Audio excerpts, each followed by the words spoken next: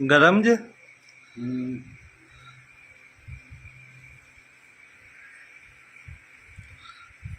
ਤੋ ਇਮਰਾਨ ਖਾਨ ਤੇ ਆਂਦਾ ਮੈਂ ਭੁੱਖ ਹੜਤਾਲ ਕੀਤੀ ਏ ਤੇ ਤੁਸੀਂ ਰੋਟੀ ਖਾਣ ਡੇ।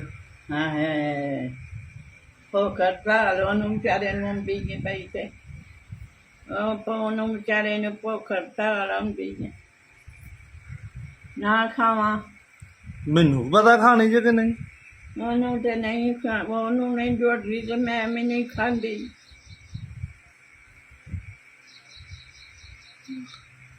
ਉਹ ਖਾਓ ਤੁਸੀਂ ਤੇ ਖਾਓ। ਚਲੋ ਉਹਦੇ ਮੂੰਹ ਨਹੀਂ ਜੁੜਦੀ ਤੇ ਮੈਂ ਵੀ ਨਹੀਂ ਖਾਂਦੀ। ਉਹ ਭੁੱਖ ਹੜਤਾਲ ਉਹ ਵਿਚਾਰਾ ਖਾਂਦਾ। ਉਹ ਆਂਦਾ ਸਾਰੇ ਹੀ ਕਰੋ।